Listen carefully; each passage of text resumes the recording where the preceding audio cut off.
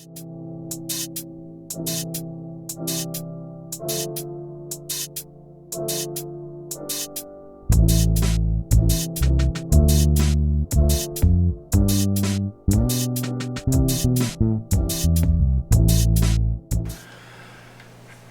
and welcome to Indie Learning Music Tutor. I'm your tutor Harry, and behind me right here I have a cat. So we're just gonna have to go with this. Cat rules, you know. Today we are going to talk about permutations, and this is going to be one out of a series, because when we deal with permutations, we're not only dealing with our fretting hand, but we can also deal with our plucking hand or strumming hand, picking hand, as well as permutations on keys as well. I can say as well a few more times, I suppose. So, to begin with permutations on a stringed instrument, which is where we're going to start, we want to first work with chromatic permutations, because that is going to engage all of our fingers. The reason why we work on permutations is to increase our finger independence, meaning that they operate instead of in a predictable unison manner. We can control the position of each one, and if you're watching, you're seeing I'm moving my fingers pretty much at random, separate from each other. And that's generally the skill we're trying to cultivate here.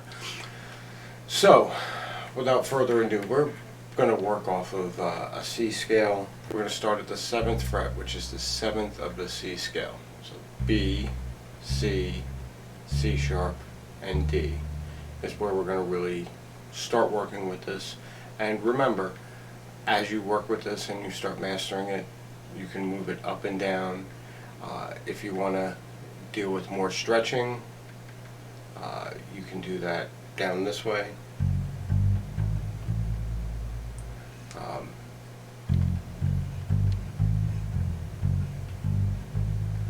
That skill, when you get down to the lowest part of the register, requires some shifting. But for right now, just learning the skill and getting the finger independence down, we're going to work someplace that's a little more ergonomic to the fretting hand. So, what do I mean by permutations? Just changing the orders of the notes.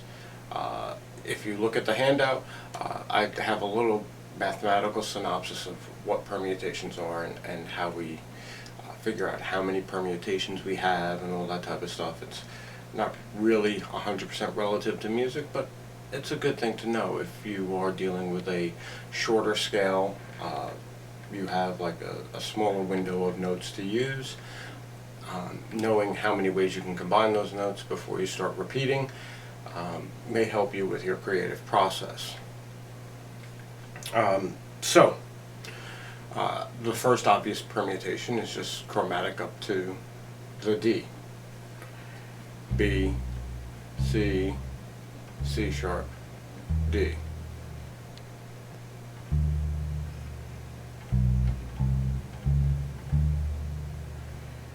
And let's make sure we can actually see what we're doing here.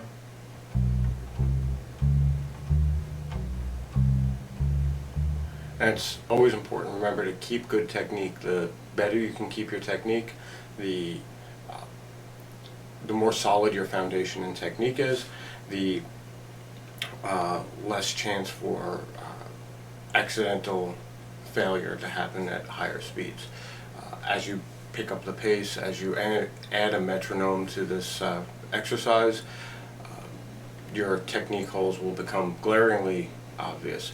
So starting with that firm thumb directly behind in the center of the fretboard on the back, and fingers slightly arched, B, C, C sharp, D. Okay? Now, when we deal with permutations, we're just changing order. So the notes are going to stay exactly the same, but Now we're going to start on B, but let's instead do B, C, D, C sharp.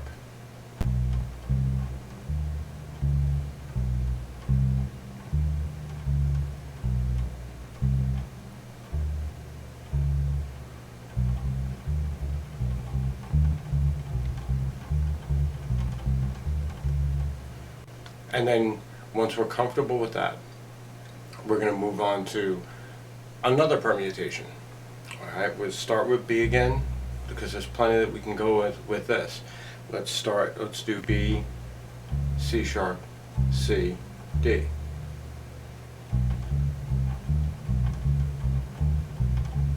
A little Jaws action going on there. Anyway, and then we can always do B, C sharp, D, C.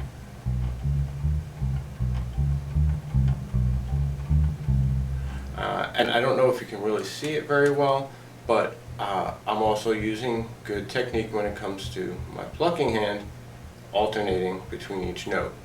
Because as we pick up speed, using one finger is just not going to cut it anymore. We are going to need to alternate to maintain that tempo.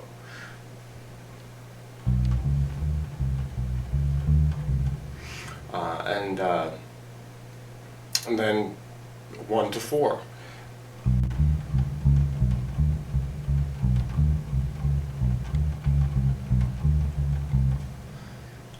Right there you have 1, 2, 3, 4,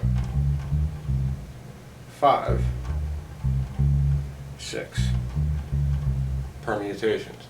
And there are 24 permutations that you can do, because then you can start on your second finger, the C, 1, 3, 4, start with finger 2, 1, 4, 3, start with finger 2, 3, 1, 4, start with finger 2, 3, 4, 1,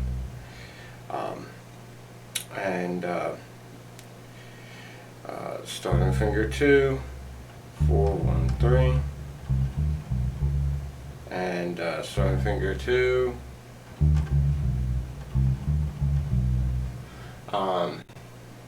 and so on and so forth with the third finger, with the fourth finger. This is not something you're going to do over a day and you'll be like, alright, I got it 100%. What you're really trying to do is you're trying to train your frontal cortex on how to do this without having to physically pay attention and think 1, 3, 4, 2, 1, 3, 4, 2. You want to be able to, without looking at it, without thinking about it, you're playing a groove and you're doing a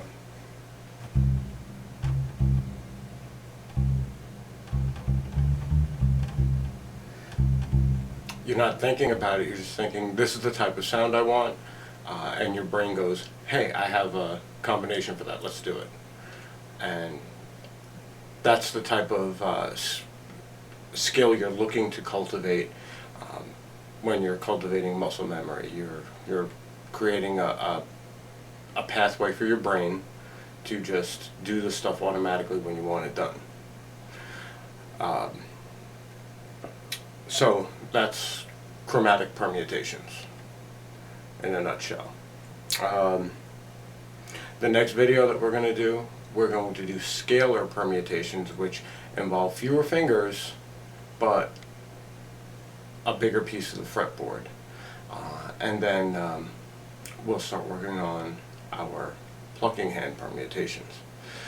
So I hope you enjoyed this video. If you do, feel free to like, subscribe, throw me a comment, and if you are looking for one-on-one lessons to improve your creativity, or even learn the basics of playing stringed instrument, I also have a keyboard.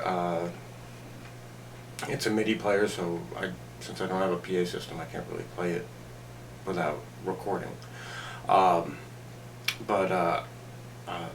I also have access to that, and I have this wonderful cajon in the background that I'm also open to teaching rhythm and groove development and the basics at ILMT.com. Thank you for watching, and